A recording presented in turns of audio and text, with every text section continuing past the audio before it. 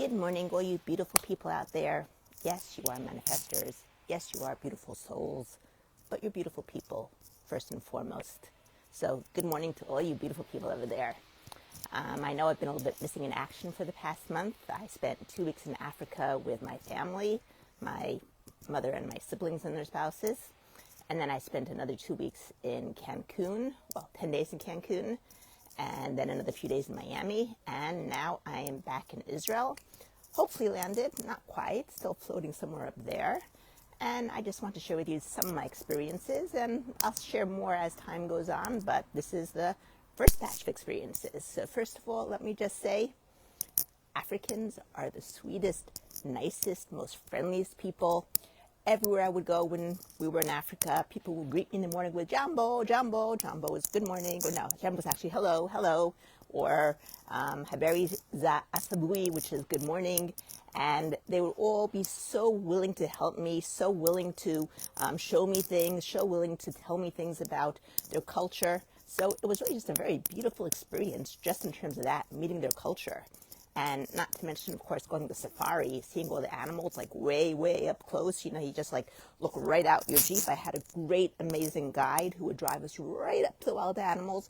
And we just like look down and they would be like lying over there, lionesses with their cubs, and they're nursing their cubs. The cubs are suckling. And oh my goodness, it was the most beautiful experience. And it just, seeing those wild animals, seeing the, the circle of life, because you would see sometimes lionesses eating on prey that they just got. And, really I wouldn't like to see how they got the prey, but it's just part of the circle of life. It's like they keep everything in check and balance. And it was really, really cool. And I had one amazing, I would call it National Geographic moment, where you had the lions, who apparently are really cowards. The lions are not the fighters. It's lionesses who are the fighters, even though I wouldn't have thought that. So the lions were being chased by buffalo, and the lions were running for their lives. Oh my goodness. And the buffaloes didn't really want to eat them. Buffaloes just want to scare them, because then as soon as the lions start chasing away, the buffaloes veered around and went away. And then these two lions went to where there was lionesses on the floor eating their prey, and a family of hyenas surrounding them, just walking around. And the lionesses were unnerved by it. They were just enjoying their food, and the hyenas the whole family of them were just like circling around, waiting for their chance to come in and grab the prey. And in the meantime, in the background was the wildebeests, who they look like they might be smart, but they're actually really pretty stupid animals. They didn't know what was going on, because they saw these predators over there, but the predators weren't after them, and they didn't know if they're supposed to run or stay, because there was good grazing land over there. So they were just running back and forth and back and forth, and oh, it was hysterical. It was really funny. We came to see the sunrise, but this is what we saw instead. It was too cloudy for the sunrise, but it didn't matter, because that was the best thing we could have seen, and it really made my day seeing it. Just kind of felt like, this is nature. This is nature at its best. So anyway, that is a little bit about Africa, which I really enjoyed, the experience of the culture and the experience of the animals and the safari, and I even made a good friend over there, so that's kind of cool. And then I came back for a vacation of 5 days in Israel. And then I flew off to Cancun, where I went to a meditation retreat. And I'm not going to tell you all the things yet that I got from this meditation retreat, which I got quite a bit from it. What I'm going to share with you right now is just a few tips in terms of meditation. Now, meditation is not for the sake of meditation. Meditation is for the sake of living your life better. There's a certain spillover from meditation over to real life. So I'm going to say, first thing is I packed all wrong for it. I learned very strongly how to pack, just like, really lightly, without any extra stuff that I don't need. And that was lesson number 1. Lesson number 2 was during the meditation. I remember the first day, it's like my body got really restless. And one of the meditation processes is to overcome your body and overcome your mind. And I just sat myself down as I'm sitting there meditating, saying, Ilana, you're not going anywhere. You spend lots of money to come here. Just relax into it and enjoy. And by the end of the first day, that was it. My body was calm. My body was quiet, wasn't trying to move anywhere, just into the process. My mind, on the other hand, was a totally different story. So throughout the meditation process, I basically just had to keep bringing myself in, keeping all those other thoughts out. bringing myself in. And just as a few meditation tips, because I spoke to some people there, and they said that was really helpful, is that, especially if you're doing a guided meditation, I kind of repeated the words that I heard the guide say, which in this case was Joe Dispenza, obviously. And as I'm repeating the words, I'm focusing on the words. I'm not focusing on anything else. And if it took him a while to say something again, I'd either repeat the words over and over, or I would hum to myself. Now, the interesting thing about humming is that it also stimulates the vagus nerve. And they say, at least, and I kind of find it's true, that when you hum, you can't really think about anything else at the same time.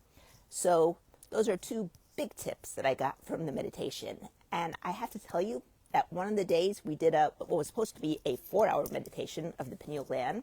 Instead of 4 hours, he pushed us for 5 hours and 15 minutes to see, number one, 2,200 people wake up at 3 in the morning to be in a meditation by 4 in the morning and stick it out from 4 in the morning till 9:15 in the morning. It's pretty amazing, pretty darn amazing. Now, someone once asked me, let's say I don't want to come. Let's say I don't want to wake up 3 in the morning. Honestly, you don't have to. This retreat's for you. It's not for anybody else. No one's forcing you to go. No one forced me to go, obviously. Even some people try to convince me out of going. But I wanted to go. I wanted the experience. Okay, this comes to the next point about it.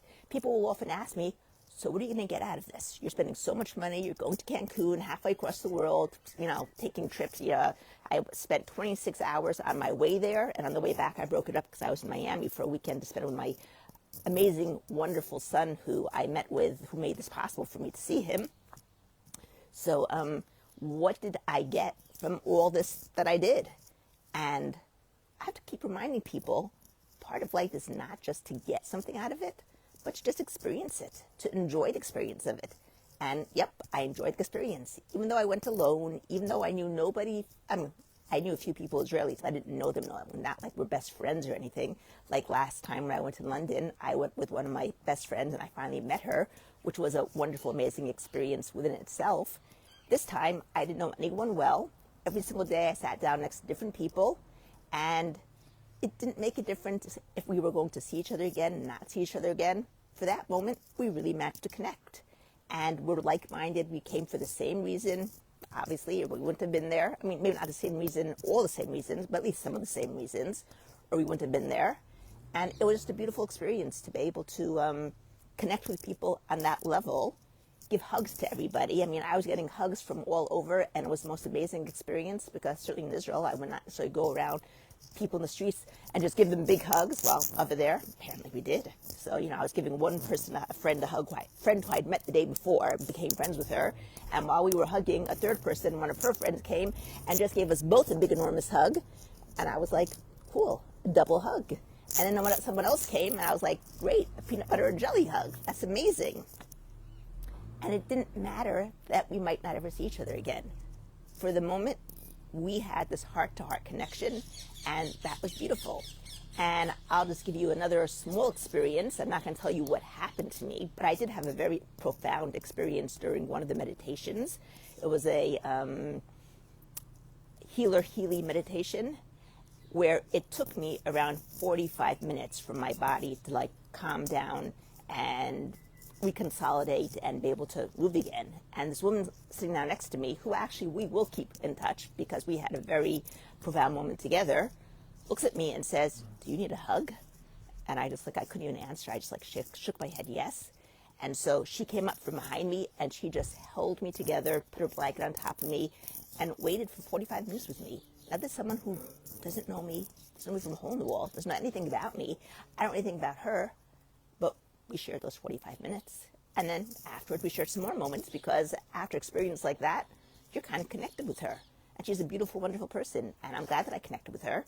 But the way that we connected was just such a not usual way because that usually doesn't happen. I mean, if you fell in the middle of the street here in Israel, people would be right away, go call the ambulance for you, are you okay, whatever. But they wouldn't necessarily sit with you for 45 minutes hugging you and holding you. So in any case, for right now, I'm going to leave you with this. I had a great experience, and for me, the experience is enough.